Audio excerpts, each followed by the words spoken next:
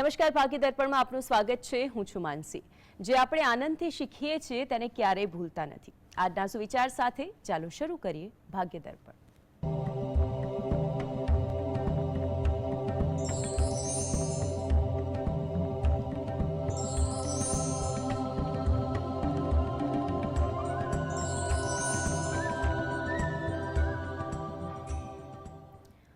તો આજના ભાગ્ય દર્પણમાં રાશિફળ વિશે માહિતી અને માર્ગદર્શન સાથે જોડાઈ ગયા છે જ્યોતિષાચાર્ય ડોક્ટર હેમિલ લાઠિયા. હેમિલભાઈ, સ્વાગત છે આપનું ભાગ્ય દર્પણમાં. નમસ્કાર. નમસ્કાર. સૌથી પહેલા વાત કરીશું આજના પંચાંગ વિશે. શું છે આજનું પંચાંગ તે જણાવશો? આજે તારીખ 20/1/2025 સોમવાર, પોષ વદ છઠ તિથિ છે સવારે 9:59 સુધી. હસ્ત નક્ષત્ર છે 20 અને 30 સુધી, પછી ચિત્રા નક્ષત્ર છે. સુકર્મા નામનો યોગ છે અને વિષ્ટિ નામનું કરણ છે. આજની રાશિ છે કન્યા, કે જેના નામાંક્ષર છે પ ઠ ણ. દિન વિશેષમાં જોઈએ તો આજે બુધ ગ્રહ પૂર્વમાં અસ્ત થાય છે. વિષ્ટિ 9:59 થી 23:17 સુધી. જી નિયતિબેન કોલર જોડાઈ ગયા છે. નિયતિબેન, આપનો જેના વિશે સવાલ છે તેમની જન્મ તારીખ. મારે છે ને કુંડળી મેળાપક છે. ફરી એક વખત પૂછશો? હા, મારે કુંડળી મેળાપક છે. કુંડળી મેળાપક વિશે જાણવા માંગે છે. જી, પ્રથમ જેના વિશે આપ જાણવા માંગો છો કન્યાની જન્મ તારીખ જણાવશો? મારું છે 14/2/74. જન્મનો સમય શું છે? 3:27. જન્મ સ્થળ? ભાવનગર. જી. અને સામેના પક્ષની જન્મ તારીખ? 30 ઓક્ટોબર 1970. તેનું જન્મ સમય? 8:57. સવારનું છે કે રાત્રિનું? 8:57 PM. જી. અને જન્મ સ્થળ કયું છે? મુંબઈ. જી. શું જાણવું છે આપને? આ કુંડળી મેચ થાય છે કે નહીં, આગળનું લગ્ન જીવન કેવું રહેશે એ જાણવું છે મેં તો. બેન, તમે સાલ 70 અને 74 કીધી, બરોબર? અરે એ વસ્તુ કહું કે મેળાપક માટે હવે આપણે ફક્ત રાશિ મેળ પર વધુ વિચાર કરવો પડે કે વિચારસરણી કેવી બંને વચ્ચે રહેશે. તો એકંદરે વિચાર કરીએ ને તો વિચારસરણીમાં એવું કહેવાય કે એકાબીજાની જો વાતને સમજવાની કોશિશ કરે તો વિચારસરણી ઘણી અનુકૂળ રહે. તદુપરાંત જે આ બહેનની જે કુંડળી જે છે એ મુજબ પણ કહેવાય કે એને ઉશ્કેરાટ, ઉતાવળવાળો સ્વભાવ ન રાખવો અને વ્યવહારુ અભિગમ રાખશે તો પરિસ્થિતિ ઘણી અનુકૂળ રહે તેવું બની શકે છે. એટલે મેળાપકની દ્રષ્ટિએ વિચાર મેળ તો એવું કહેવાય કે અનુકૂળ રહેશે. ફક્ત ઉતાવળ અને ઉશ્કેરાટવાળા વિચારસરણી ના રાખે ત્યાં સુધી ઘણી પરિસ્થિતિ હળવી થઈ શકે. જી. નીતિનભાઈ કોલર જોડાયા છે. નીતિનભાઈ, આપનો જેના વિશે સવાલ તેમની જન્મ તારીખ? 6/1/1988. 6/1/1988. જી. જન્મ સમય શું છે? 11 વાગ્યાની આજુબાજુ સવારે. અને જન્મ સ્થળ? મહેસાણા. પ્રશ્ન આપનો? મારા વાઈફને સરકારી નોકરી છે, 5 વર્ષ ઉપર થઈ ગયા છે અને 3 વર્ષ ઉપર વધારે થઈ ગયા છે. હજી સુધી એને આપનો સવાલ સ્પષ્ટ નથી થયો નીતિનભાઈ, ફરી એક વખત સવાલ કહેશો? એને સરકારી નોકરીમાં ફૂલ પગાર હજી થયો નથી, તો એનું જાણવું છે કે એના નસીબમાં છે કે નહીં ફૂલ પગાર થાય. જી જી. જો સરકારી નોકરી અંગે તમે જે પ્રશ્ન કરી રહ્યા છો તો તે અંગે એટલી વાત કહેવાય કે એના માટે પ્રયત્ન ચાલુ રાખવા એ વધુ અનુકૂળ છે. 25નું વર્ષ થોડુંક મધ્યમ છે, પણ 26નું વર્ષ થોડુંક આશાસ્પદ લાગી શકે છે. એટલે જો તમે સ્પર્ધાત્મક પરીક્ષાની તૈયારીમાં આયોજનબદ્ધ મહેનત કરો તો વધુ અનુકૂળ બની શકે છે. એટલે કે તમારે એના માટે યોગ્ય સમયની ફાળવણી અને આયોજન મહેનત કરવી હિતાવહ છે. આ હેતુથી જો દરરોજ જે સવારે ઘરેથી જ સૂર્ય ભગવાનને 2 હાથ જોડી પ્રાર્થના કરવા તેમજ ઘરે બેસીને જ ગાયત્રી મંત્રની એક માળા કરી ગાયત્રી માતાને પણ પ્રાર્થના કરવી, જેથી કરીને તમારી સ્પર્ધાત્મક પરીક્ષા અંગે તમારી મહેનત ફળીભૂત થઈ શકે. ચિરાગભાઈ જોડાયા છે. ચિરાગભાઈ, જન્મ તારીખ શું છે? 25/8/1994. સમય જન્મનું 7:30 વાગે સવારે. અને સ્થળ? સ્થળ અમદાવાદ. પ્રશ્ન આપનું. પ્રશ્ન બેન, એમને શરદી ખાંસી રહે ને ઘરમાં કાંઈ બરકત થતી નથી, પૈસાની આવા ને જતા રહે.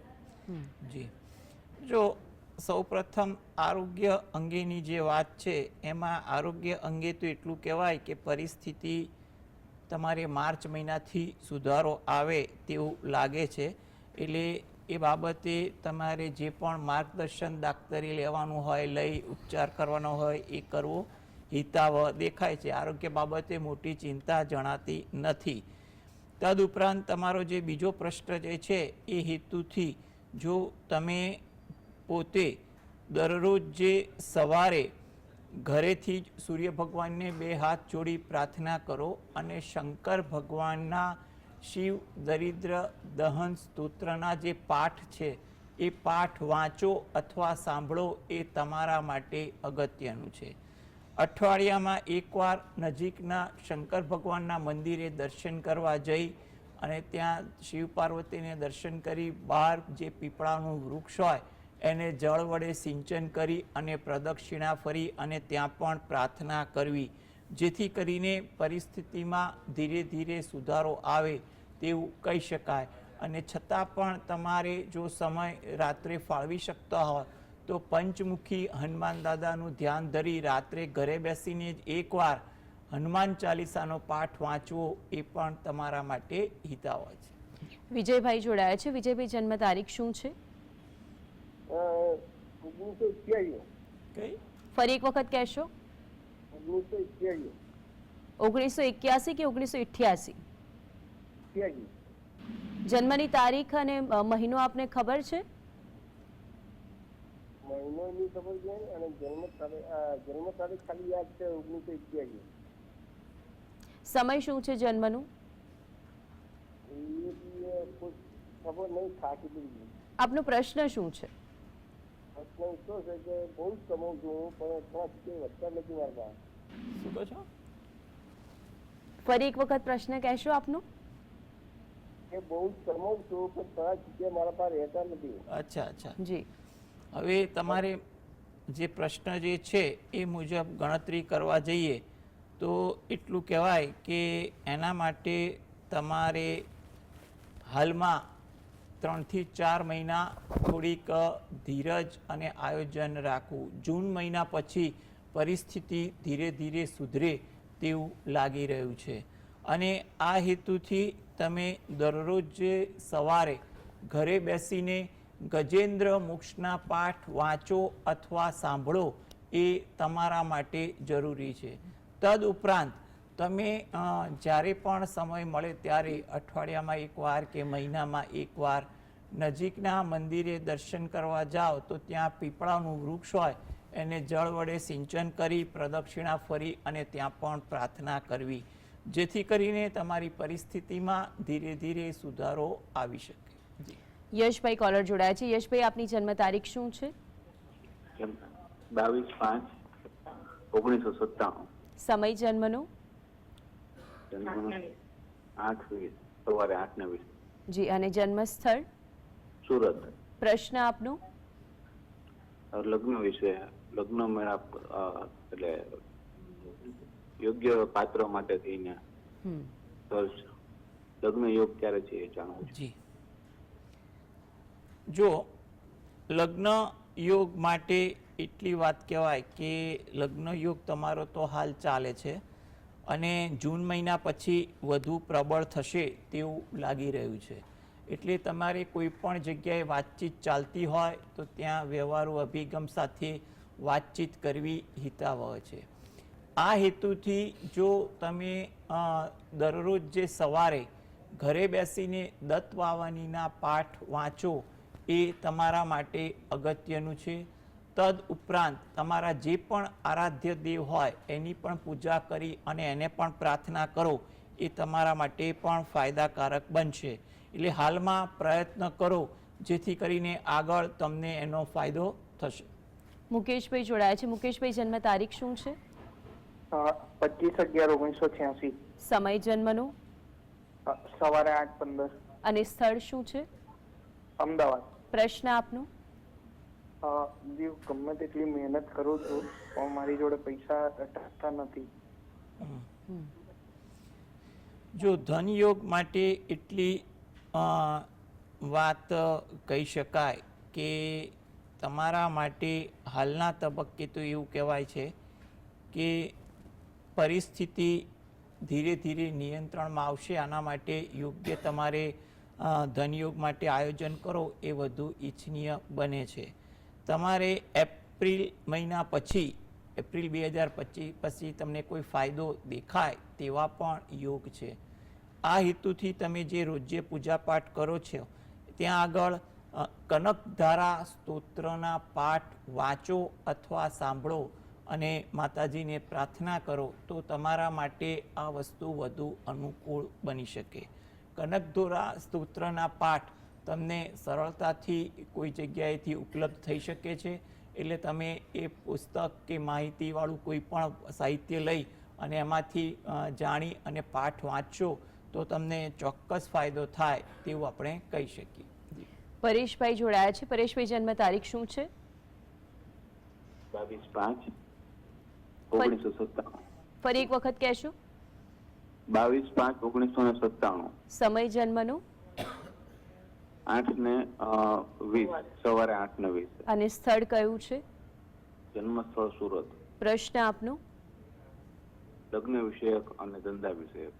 જી, જો લગ્ન વિષયક તો એટલું કહેવાય કે તમે પ્રયત્ન તમારા જ્યાં પણ ચાલુ હોય ત્યાં રાખો. અત્યારે તમારો સમય એવો છે કે પ્રયત્ન કરવાથી એનું ફળ ગમે ત્યારે જૂન મહિના પછી મળી શકે. માટે તમે યોગ્ય રીતે પ્રયત્ન કરવો એ તમારા માટે વધુ હિતાવહ લાગે છે.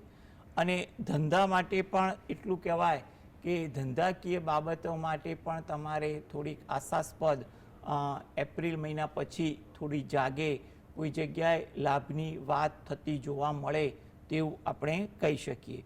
એટલે આ બંને પ્રશ્ન બાબતે તમારે થોડી ધીરજ રાખશો તો આગળ સમય જેમ સુધરે છે એમાં બંને બાબતે કોઈ સારી વાત બને તેવું આપણે કહી શકીએ. વાત કરીશું રાશિમંડળની પ્રથમ 3 રાશિ મેષ, વૃષભ અને મિથુનની. આ 3 રાશિના જાતકોનો દિવસ કેવો રહેશે? મેષ રાશિ કે જેના નામાંક્ષર છે અ, લ, ઈ. તમારે આજે કોઈ જગ્યાએ મુલાકાત કરવાની હોય ને એ મુલાકાતમાં થોડી ધીરજ રાખવી.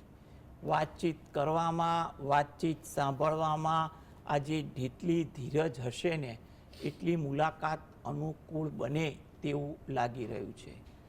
આજે કામની બાબતોમાં પણ તમારે ઉતાવળ વૃત્તિ, રઘવાટ વૃત્તિ વધુ જોવા મળે. માટે ત્યાં પણ થોડીક શાંતિ જાળવવી અનિવાર્ય છે જેથી કરીને કામકાજ પર કોઈ વિપરીત અસર પણ ન પડે. કોઈ જગ્યાએ નવી વાતનું આપલે થાય, વિચારોના આદાન પ્રદાન થાય તેવું પણ બનવા જોગ છે. વૃષભ રાશિ નામાંક્ષર છે બ, વ, ઉ. આતુરતા તમારામાં વધુ રહે. કોઈ જગ્યાએ વાત કરવાની હોય, સાંભળવાની હોય એવી બાબતોમાં આતુરતા તમારા સ્વભાવમાં આજે વધી જાય તેવું બની શકે છે. વાતચીત કરવા બાબતે આજે શબ્દ પ્રયોગ પર અંકુશ રાખવો. એટલે કોઈની સાથે ગેરવ્યાજબી વાત ન થાય કે ગેર શબ્દ ભૂલથી પણ ન બોલાઈ જાય, ઉશ્કેરાટમાં પણ ન બોલાઈ જાય તેનું ધ્યાન રાખશો તો આજે વાતચીત ઘણી સરળતાથી પણ થઈ શકશે. કોઈ જગ્યાએ વાતચીત પણ ફળીભૂત થાય. માટે શબ્દ પ્રયોગ પર અંકુશ રાખવો એ આજે હિતાવહ છે. થાકની અસર આજે તમારી દિનચર્યા પર વધુ દેખાય તેવું બની શકે. તેને કારણે કોઈ કામ ટાળવાનું કે આજે કોઈ જગ્યાએ અગત્યની મુલાકાત ટાળવાનું પણ અસર તમારા સ્વભાવમાં જોવા મળી શકે છે. મિથુન રાશિ આ જાતકોને આજે આળસ વૃત્તિ થોડીક વધે તેવું લાગે છે. કામની બાબત હોય કે કંઈ પણ, આજે એમાં આળસ તમારે આવે અને કામ પર વિપરીત અસર પડે, માટે આ બાબતે થોડીક તકેદારી રાખવી હિતાવહ છે.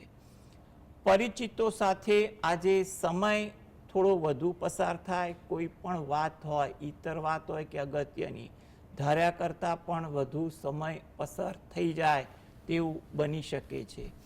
વાર્તાલાપમાં પણ ધ્યાન રાખવું, એટલે કોઈ જગ્યાએ વાતચીત કરવામાં, એટલે કે રજૂઆત કરવામાં કોઈ ભૂલ ન થાય કે વાત કોઈ સામેવાળાની સમજવામાં ગેરસમજ ન થાય વગેરે જેવી બાબતોથી જો આજે તકેદારી રાખશો તો તમારી વાર્તાલાપ પણ સરળ રહે તેવું આપણે કહી શકીએ.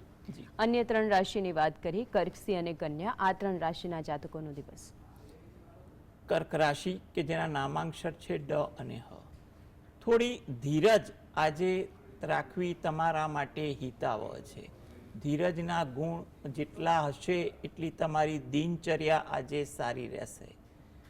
વાતચીત કરવા પર કોઈની સાથે દલીલ ના કરતા, શાંતિથી વાત સાંભળજો અને જ્યાં જરૂર પડે એટલા જ શબ્દનો જવાબ આપવો એ તમારા માટે આજે અગત્યનું બને છે. વાતચીત કરવામાં પણ થોડું ધ્યાન આપવું, જેથી કરીને કોઈ જગ્યાએ સમજણ ફેર ન થાય. સિંહ રાશિ કે જેના નામાંક્ષર છે મ અને ટ. ઉત્સાહ આજે તમારામાં સારો દેખાય, કંઈક કાર્યને કારણે ઉત્સાહ પણ વધી જાય. તમારા કામની કદર આજે પ્રત્યક્ષ કે પરોક્ષ રીતે થાય, તમને તેનો સંતોષ પણ જોવા મળે. ધાર્મિક વૃત્તિ, આચરણ પણ આજે તમારામાં વધુ રહે તેવું બની શકે. કન્યા રાશિ કે જેના નામાંક્ષર છે પઠણ. વિચારો આજે કંઈ પણ કારણસર તમારા મગજમાં વધુ આવે રાખે તેવું બની શકે. નાની નાની બાબતોમાં પણ વિચારોનો પ્રવાહ વધી જાય અને તેની કોઈ વિપરીત અસર કામકાજ પર પણ ન પડે તેનું ધ્યાન રાખવું આજે હિતાવહ છે. વાહન ધીમે ચલાવવું એ પણ સલાહભર્યું છે અને મજાક વૃત્તિવાળા વાતાવરણથી જો આજે દૂર રહેશો તો પરિસ્થિતિ પણ ઘણી અનુકૂળ રહે તેવું જણાઈ રહ્યું છે. હેમિલભાઈ, આપ અમારી સાથે જોડાયેલા રહેશો. આગળ પણ આપની પાસેથી માહિતી અને માર્ગદર્શન મેળવીશું. આ સાથે જ આગળ વધીશું. હાલ રોકાઈશું એક વિરામ માટે.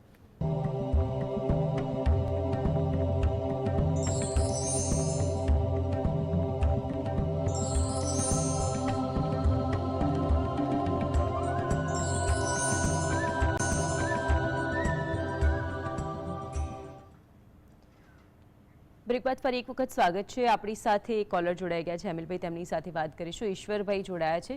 ઈશ્વરભાઈ, જન્મ તારીખ શું છે? 30/5/87. સમય જન્મનું 12 વાગ્યાની આસપાસ રાતના. અને સ્થળ? જામનગર, બેડ. પ્રશ્ન આપનો. કયા ધંધામાં સારું રહેશે, મતલબ કયો ધંધો કરી શકે તો સારું રહે? જી, જો સૌ પ્રથમ તો એટલું કહી શકાય કે અત્યારે 2025માં ધંધા માટે થોડી ધીરજ રાખવી અગત્યની લાગે છે. છતાં પણ જરૂરિયાત હોય તો તમારે જૂન મહિના પછી ધીરે ધીરે આગળ વધવું એ હિતાવહ છે. હવે કયા ધંધા માટે તો એટલું કહી શકાય કે કોઈ પણ ધંધાની પણ જો જે જમીન છે, ધાતુ છે કે કંઈ પણ પ્રકારની દવા છે કે ખેતી વિષયક કોઈ વસ્તુ છે વગેરે જેવી બાબતોમાં જો આપણને રુચિ હોય અને એમાં કંઈ પણ માર્ગદર્શન, સહયોગ, અનુભવ હોય તો આગળ વિચારવું.